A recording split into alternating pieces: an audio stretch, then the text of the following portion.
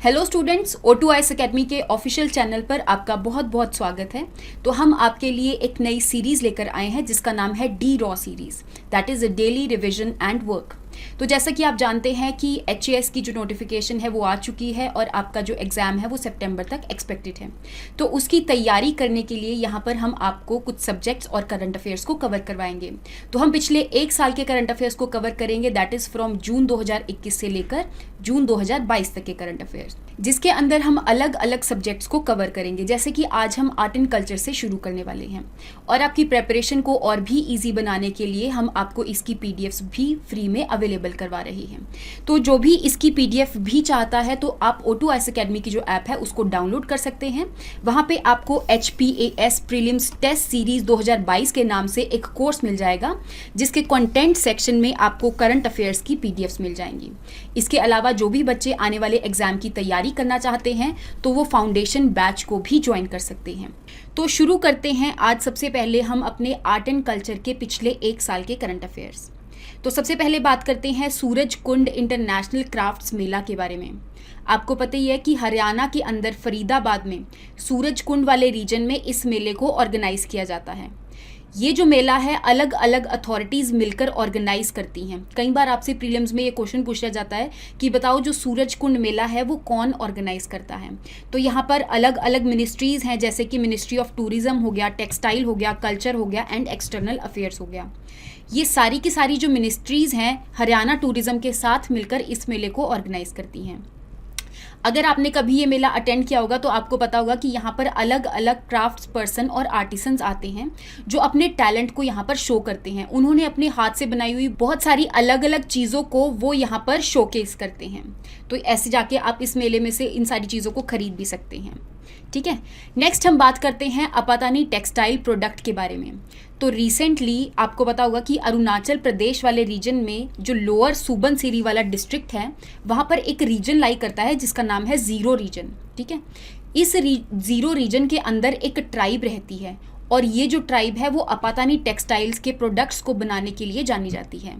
तो रिसेंटली एक कंपनी है, इन्होंने अपातानी टेक्सटाइल प्रोडक्ट के लिए GI टैग लेने के लिए बात करी है। GI टैग के बारे में अब थोड़ी देर तक हम देखते हैं। पहले बात करते हैं अपातानी टेक्सटाइल प्रोडक्ट के बारे में। तो ये एक ऐसे अलग ही टाइप का प्रोडक्ट है, टेक्सटाइल है, एक क्लॉथ है जिसके ऊपर अलग अलग डिज़ाइंस करे जाते हैं। ज्योमेट्रिक पैटर्न्स होते हैं, जिगजैग पैटर्न होते हैं और ये जो टेक्सटाइल प्रोडक्ट है वो बेसिकली एक ट्राइब ही बना सकती है जो कि अरुणाचल प्रदेश वाले रीजन में लाई करती है। अगर मैं GI टैग के बारे में बात करूं तो आपको पता ही होगा कि अगर किसी भी रीजन का कोई ऐसा प्रोडक्ट है जो वहाँ का फेमस है और वहाँ के लोग ही उसको बना सकते हैं तो उसके लिए वो GI टैग ले सकते हैं। तो बात करते हैं जोग्राफिकल इंडिकेशन टैग के बारे में। तो अगर किसी जगह का कोई ऐसी चीज़ फेमस है जो कि वहाँ के लोग ही बना सकते हैं तो उसके लिए हम GI टैग ले सकते हैं। जोग्राफिकल इंडिकेशन टैग जो है वो एक एक्ट द्वारा रेगुलेटेड होता है जिसका नाम है जोग्राफिकल इंडिकेशन टैग, जो कि 1999 के अंदर बना था। इसके अंदर अगर किसी भी प्रोडक्ट के लिए GI टैग चाहिए तो वो GI टैग सिर्फ 10 साल के लिए वैलिड होता है। 10 साल होने के बाद उस GI टैग को दोबारा से रजिस्ट्रेशन करवा के टैग लिया जा सकता है, एक्सटेंड करवा सकते हैं उसकी रजिस्ट्रेशन बेसिकली। ठीक है, बात करते हैं कि कौन इस टैग को प्रोवाइड करता है। तो जो controller general of patents, design and trademark है, यही जोग्राफिकल इंडिकेशन टैग्स को प्रोवाइड करते हैं। नेक्स्ट हम बात करते हैं कि तमिलनाडु वाले रीजन में एक म्यूजिकल इंस्ट्रूमेंट बनाया जाता है जिसके लिए उनको एक GI टैग मिला है जिसका नाम है नारासिंगापट्टई नागस्वरम। तो तमिलनाडु के अंदर एक विलेज है जिसका नाम है नारासिंगापट्टई और इस रीजन में जो लोग हैं वो पर्टिकुलर इस म्यूज़िकल इंस्ट्रूमेंट को बनाते हैं और इन्होंने इसको बनाने की जो कला है वो अपने पूर्वजों से ली है। तो ये जो म्यूज़िकल इंस्ट्रूमेंट है वो इसी विलेज में बनाया जाता है, इसीलिए इन्होंने इस चीज़ के लिए GI टैग लिया है।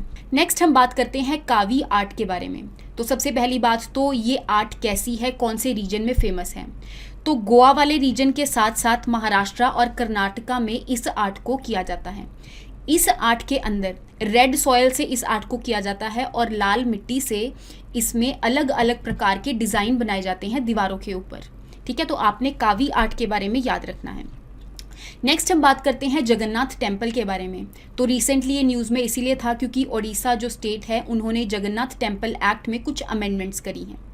बात कर लेते हैं जगन्नाथ टेम्पल के बारे में। सबसे पहली बात तो गंगा डायनेस्टी के टाइम 12th सेंचुरी में इसको बनाया गया था और कौन से किंग द्वारा बनाया था, जिनका नाम है किंग अनंत वर्मन चोडगंगा देव। ठीक है, इन्होंने इस जगन्नाथ टेम्पल को 12th सेंचुरी में बनाया था।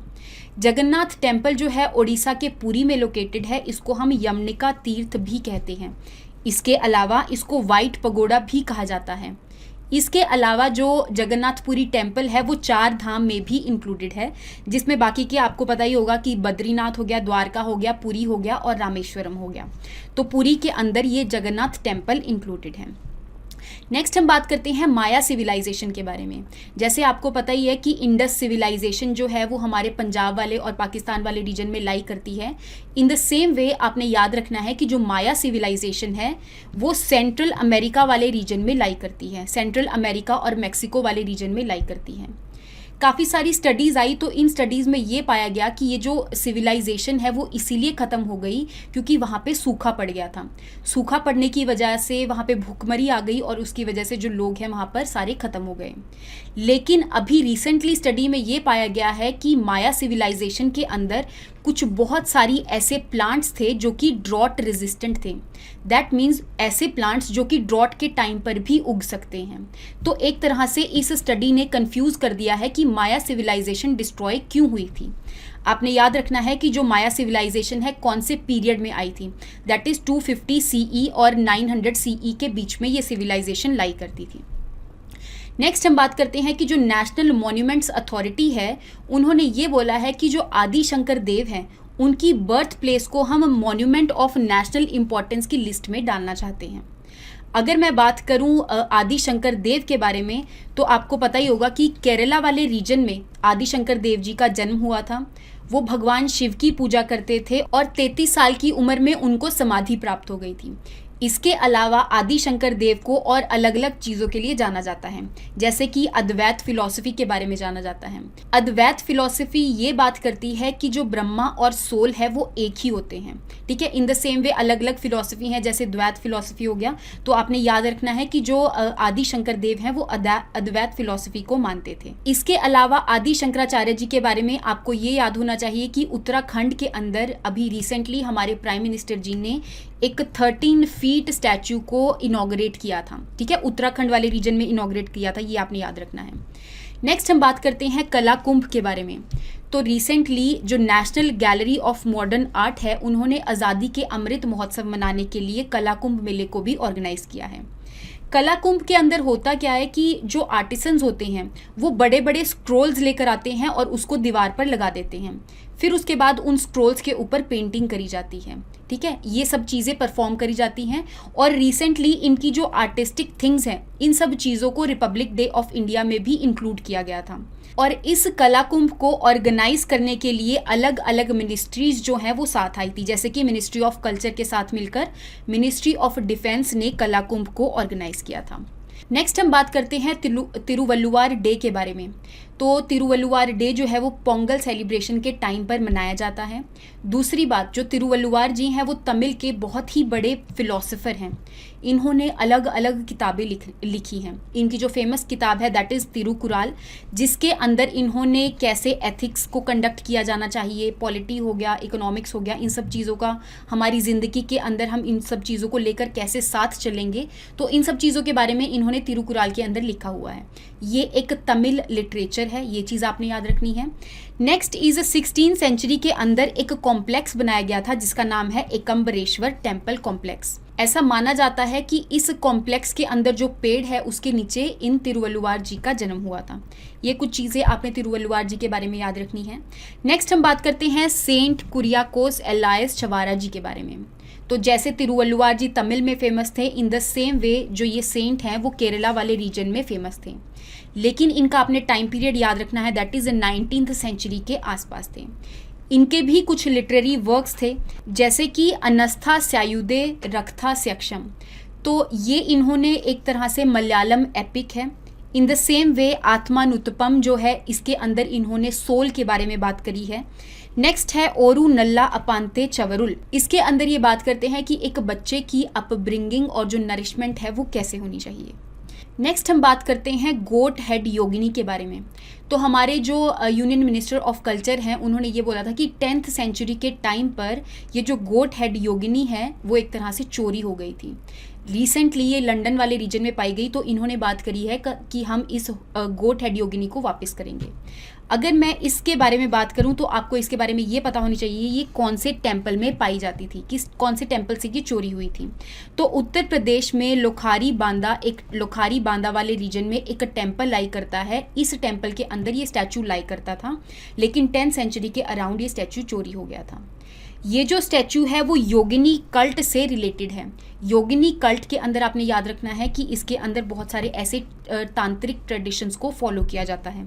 कई बार आपसे पूछ लिया जाता है कि जो गोट हेड योगिनी है वो कौन से कल्ट से रिलेटेड है। नेक्स्ट हम बात करते हैं रविदास जयंती के बारे में। तो हिंदू कैलेंडर के अकॉर्डिंग जो माघ का मंथ होता है उसकी पूर्णिमा को इस दिन रविदास जयंती को मनाया जाता है। अगर मैं रविदास जी के बारे में बात करूं तो 14th सेंचुरी के अंदर जब भक्ति मूवमेंट चली थी तो उस टाइम पे इन्होंने भी बहुत ज़्यादा काम किया था। अलग अलग चीज़ों को ये एक भगवान में मानते थे कि भगवान एक है, और इस टाइम पे जो अलग अलग डिस्क्रिमिनेटरी एक्टिविटीज़ होती थी उन सब चीज़ों को एक तरह से अबॉलिश करने में इन्होंने काम किया है। इनकी कुछ जो पोएम्स हैं वो गुरु ग्रंथ साहिब जी में भी इंक्लूडेड हैं। अगर मैं गुरु रविदास कम्युनिटी के बारे में बात करूं, रविदासिया कम्युनिटी के बारे में बात करूं, तो ये जो कम्युनिटी है ज़्यादातर जलंधर वाले रीजन में लाई करती है, और रविदास जयंती वाले दिन यहाँ वाले रीजन से वो वाराणसी जाते हैं, एक तरह से वहाँ पर जाकर रविदास जयंती को मनाते हैं। नेक्स्ट हम बात करते हैं वर्ल्ड हेरिटेज नॉमिनेशन के बारे में। तो हमारे इंडिया में से जो मिनिस्ट्री ऑफ कल्चर है उन्होंने होयसाल टेम्पल आर्किटेक्चर को वर्ल्ड हेरिटेज साइट की नॉमिनेशंस के लिए भेजने की बात करी है। अगर मैं वर्ल्ड हेरिटेज साइट्स की नॉमिनेशन की बात करूं तो सबसे पहले अगर कोई भी साइट वर्ल्ड हेरिटेज साइट बनती है उससे पहले उसके नॉमिनेशंस आते हैं, और नॉमिनेशंस आने से पहले भी उस वर्ल्ड हेरिटेज साइट को एक लिस्ट में इंक्लूड होना बहुत ज़्यादा ज़रूरी है। उस लिस्ट का नाम है यूनेस्को टेंटेटिव लिस्ट। 1 साल तक अगर कोई भी हेरिटेज साइट इस लिस्ट के अंदर रहती है उसके बाद ही वो हेरिटेज साइट एलिजिबल है कि वो वर्ल्ड हेरिटेज साइट की लिस्ट में इंक्लूड होने के लिए नॉमिनेट हो सके। तो यहाँ पर जो मिनिस्ट्री ऑफ कल्चर है उन्होंने होयसाल टेम्पल आर्किटेक्चर को नॉमिनेट करने की बात करी है। अगर मैं होयसाल टेम्पल्स के बारे में बात करूं तो यहाँ पर 3 टेम्पल्स को इंक्लूड करने की बात करी गई है। कौन कौन से 3 टेम्पल्स हैं? एक है बेलूर वाला, हालेबीड वाला और सोमनाथपुरा वाला। ये तीनों के तीनों टेम्पल्स जो हैं वो कर्नाटका में लाई करते हैं। होयसाल टेम्पल्स जो हैं वो होयसाल डायनेस्टी ने बनाए थे, जो कि 12th से 13th सेंचुरी के अराउंड एग्जिस्ट करती थी। और ये जो टेम्पल है वो viscera style of temple architecture थे। आपको पता ही होगा कि जो नॉर्थ वाला रीजन है वहाँ पर एक पर्टिकुलर टाइप का टेम्पल आर्किटेक्चर होता है, that is Nagar style. In the same way southern वाले रीजन में एक पर्टिकुलर टेम्पल आर्किटेक्चर होता है, दैट इज द्रविड़ स्टाइल, और इन दोनों का जो मिक्सचर होता है दैट इज विसारा स्टाइल। तो आपको पता होना चाहिए कि जो होयसाल टेम्पल आर्किटेक्चर है वो विसारा स्टाइल के टेम्पल आर्किटेक्चर हैं। क्योंकि इसमें 3 टेम्पल्स को इंक्लूड करने की बात करी गई है तो हम एक एक करके तीनों टेम्पल्स के बारे में देख लेते हैं। सबसे पहला जो टेम्पल है दैट इज चन्नकेशवा टेम्पल, जो कि बेलूर वाले रीजन में कर्नाटका में लाई करता है। तो सबसे पहली बात, ये जो टेम्पल है वो लॉर्ड विष्णु को डेडिकेटेड है। ऐसे करके आपको अलग अलग टेम्पल्स जो हैं वो अलग अलग भगवान को डेडिकेटेड मिलेंगे, तो इसलिए आपने ये चीज़ याद रखनी है कि जो चन्नकेश्वर टेम्पल है बेलूर वाला वो लॉर्ड विष्णु जी को डेडिकेटेड है। दूसरी बात कि जो होयसाल एम्पायर के किंग विष्णुवर्धन जी थे उन्होंने इस टेम्पल को बनवाया था, और ये जो टेम्पल है वो यागची रिवर के बैंक्स पर बना है। जो यागची रिवर है वो हेमवती रिवर की ट्रिब्यूटरी है, और जो हेमवती रिवर है वो कावेरी रिवर की ट्रिब्यूटरी है। ये कुछ चीज़ें आपने याद रखनी है। नेक्स्ट जो टेम्पल है दैट इज होयसालेश्वर टेम्पल, जो कि हालेबीड में लोकेटेड है कर्नाटका रीजन के अंदर। ये भी किंग विष्णुवर्धन जी ने बनवाया था। नेक्स्ट इज ये जो टेम्पल है वो शिवा को डेडिकेटेड है। ये चीज़ आपने याद रखनी है। जो पिछले वाला टेम्पल था वो लॉर्ड विष्णु को डेडिकेटेड था। जो थर्ड टेम्पल है दैट इज केशव टेम्पल, जो कि सोमनाथपुरा कर्नाटका के अंदर लोकेटेड है, और ये टेम्पल जो है वो कृष्ण जी को डेडिकेटेड है। नेक्स्ट हम बात करते हैं यूनेस्को वर्ल्ड हेरिटेज साइट के बारे में। तो आपको पता ही होगा कि जो यूनेस्को है वो एक तरह से यूनाइटेड नेशंस की एक स्पेशलाइज्ड एजेंसी है जिसका नाम है United Nation Educational Scientific and Cultural Organization. ये ऑर्गेनाइजेशन 1945 के अंदर बनी थी और इसका जो हेडक्वार्टर है वो पेरिस फ्रांस के अंदर है। इन्होंने एक ट्रीटी साइन करी थी 1972 के अंदर, जिस ट्रीटी में इन्होंने बात करी थी कि हम वर्ल्ड के अंदर जितनी भी हेरिटेज साइट्स हैं उन सब साइट्स को प्रिजर्व करेंगे। तो यहाँ पर वर्ल्ड हेरिटेज साइट की लिस्ट में जो भी साइट्स इंक्लूड हो जाती हैं उनको प्रिजर्व करने के लिए जो फंड है वो यूनेस्को से आता है। ऐसे ही हमारे इंडिया के अंदर अभी तक टोटल ऐसी 40 वर्ल्ड हेरिटेज साइट्स हैं जिसमें से अलग अलग कैटेगरीज की साइट्स हैं। जैसे कि इसमें 32 साइट्स जो हैं वो कल्चरल इंपॉर्टेंस की हैं, 7 साइट्स नेचुरल प्रॉपर्टीज़ की हैं और जो एक साइट है वो मिक्स्ड साइट है। इन साइट्स के बारे में कुछ चीज़ें जो आपको याद होनी चाहिए। सबसे पहली बात तो क्योंकि एक मिक्स्ड साइट है तो आपको ये पता होना चाहिए कि कंचनजंगा नेशनल पार्क जो है 2016 के अंदर ऐड हुई थी और ये एक मिक्स साइट है। इन द सेम वे जो 7 नेचुरल साइट्स हैं उनके बारे में आपको थोड़ा बहुत पता होना चाहिए। और रिसेंटली जो यूनेस्को वर्ल्ड हेरिटेज साइट की लिस्ट में जो साइट्स ऐड करी गई हैं वो भी आपको पता होनी चाहिए। जैसे कि जो धोलावीरा है जो कि गुजरात के अंदर लोकेटेड है उसको भी इस लिस्ट में इंक्लूड किया गया है। और एक तेलंगाना के अंदर टेम्पल है जिसको हम बोलते हैं काकटिया रुद्रेश्वर या फिर रामप्पा टेम्पल, इसको भी अभी रिसेंटली इस लिस्ट में ऐड किया गया है। नेक्स्ट हम बात करते हैं चार मीनार के बारे में। तो रिसेंटली ये भी न्यूज़ में था, आपने इसके बारे में याद रखना है कि ये हैदराबाद तेलंगाना वाले रीजन में लाई करता है। ये जो चार मीनार है वो एक कुतुब शाही डायनेस्टी थी जो कि 16वीं सेंचुरी के अराउंड एग्जिस्ट करती थी। उस डायनेस्टी का जो 5th किंग है दैट इज़ मोहम्मद कुली कुतुब शाह, इन्होंने चार मीनार को बनवाया था। तो यहाँ पे इसके अलग अलग फ्लोर्स हैं, उसके हिसाब से अलग अलग फ्लोर्स पे अलग अलग एक्टिविटीज़ को कंडक्ट करवाया जाता है। फॉर एग्जांपल इनका जो 1st फ्लोर है वहाँ पर एक मदरसा है, मदरसा यानी यहाँ पर बच्चों को पढ़ाया जाता है। इन द सेम वे चार मीनार के जो 2nd फ्लोर है वहाँ पर एक मॉस्क है। नेक्स्ट हम बात करते हैं अतुकल पोंगल फेस्टिवल के बारे में। केरला वाले रीजन में ये जो फेस्टिवल है बहुत ज़्यादा फेमस है। इस फेस्टिवल के अंदर जो फीमेल्स हैं, ठीक है, वो एक पर्टिकुलर एक्टिविटी आकर परफॉर्म करती हैं। खुले में आकर ये एक तरह से चूल्हे के ऊपर राइस को बॉयल करती हैं, ठीक है, जो कि वो जो बॉइल्ड राइस है जो भी ये डिश बनाते हैं वो एक देवी को ऑफर किए जाते हैं जिनका नाम है भगवती। अगर मैं भगवती की बात करूं तो ऐसा माना जाता है कि जो भगवती हैं, गॉडेस भगवती हैं, वो कन्नकी का रूप है। और आपको पता ही होगा कि तमिल लिटरेचर के अंदर जो कन्नकी हैं उनके बारे में सिलपादी करम के अंदर लिखा गया है। सिलपादी करम एक ऐसी तमिल एपिक है जो कि इलांगो ने लिखी थी। नेक्स्ट चीज़, ये जो फेस्टिवल होता है वो 10 दिन का फेस्टिवल होता है जिसके 9वें दिन इस पोंगल फेस्टिवल को मनाया जाता है। उसके बाद ये जो इसके अंदर जो भी डिशेस प्रिपेयर करी जाती हैं वो एक टेम्पल के अंदर, पर्टिकुलर टेम्पल है जिसके अंदर गॉडेस को ये ऑफर करी जाती हैं। नेक्स्ट हम बात करते हैं व्यंजन द्वादशी के बारे में। तो जो व्यंजन द्वादशी है वो एक हिंदू कैलेंडर के हिसाब से पर्टिकुलर मंथ जिसका नाम है मार्गशिरा मंथ, उसके शुक्ल पक्ष वाली द्वादशी को ये मनाया जाता है फेस्टिवल।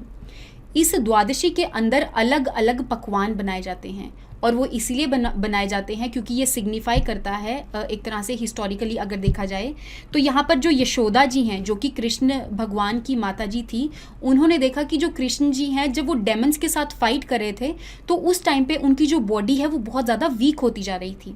तो इसी चीज़ को रिकवर करने के लिए यहाँ पर यशोदा जी ने अलग अलग व्यंजन उनको बना कर दिए थे। तो एक तरह से ये जो फेस्टिवल है वो फूड सिक्योरिटी से भी रिलेटेड है। और यहाँ पर जो उड़ीसा पुरी वाला रीजन है वहाँ पर एक तरह से फूड सिक्योरिटी को प्रमोट करने के लिए इस फेस्टिवल को मनाया जाता है। नेक्स्ट हम बात करते हैं पश्मीना शॉल के बारे में। तो आपको पता ही होगा कि जम्मू कश्मीर में पश्मीना शॉल को एक तरह से पश्मीना वूल को GI टैग मिला हुआ है। अगर मैं इस वूल के बारे में बात करूं तो ये एक पर्टिकुलर गोट से ही मिलता है जिसका नाम है चांगथंगी गोट। और ये जो गोट है वो जम्मू कश्मीर के एक तरह से लद्दाख वाले रीजन में पाई जाती है, जम्मू कश्मीर और लद्दाख वाले रीजन में पाई जाती हैं। इस गोट से जो वूल निकलता है वो बहुत ज़्यादा सॉफ्ट होता है, हल्का होता है और इसमें बहुत ज़्यादा वार्मथ होती है। नेक्स्ट हम बात करते हैं सिलंबम आर्ट के बारे में। तो ये एक मार्शल आर्ट है जो कि तमिलनाडु वाले रीजन में बहुत ज़्यादा फेमस है। इस आर्ट के बारे में संगम लिटरेचर के अंदर भी मेंशन किया गया है। सिलम्बल का मतलब यहाँ पर ये है कि sound of hills and nature. That means जो भी नेचर से आवाज़ आती है हम उस आवाज़ को यूज़ करते हैं अपने आप को डिफेंड करने के लिए। तो इस आर्ट में कुछ अलग अलग स्किल्स को परफॉर्म किया जाता है, जैसे कि नी स्ट्राइक्स हो गया, किकिंग हो गया, एल्बो स्ट्राइक्स हो गया, तो अलग अलग चीज़ें इसमें करी जाती हैं। नेक्स्ट हम बात करते हैं करकटम डांस के बारे में। तो रिसेंटली इस डांस को agricultural art form of Kerala में इंक्लूड करने की बात करी गई है। तो यहाँ से आपको पता ही चल गया होगा कि ये केरला वाले रीजन में इस आर्ट फॉर्म को मनाया जाता है। इसके अंदर जो फीमेल्स हैं एक स्वेइंग डांस परफॉर्म करती है, जिसके ऊपर इन्होंने जो ऊपर एक पर्टिकुलर वेसल को होल्ड किया होता है वो ऊपर तक भरा होता है और उसके ऊपर अलग अलग लेयर्स लगी होती है फ्लावर्स की।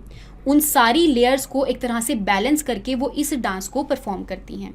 और ये जो डांस है एक पर्टिकुलर फेस्टिवल के लिए ही मनाया जाता है, दैट इज़ मरियमन फेस्टिवल।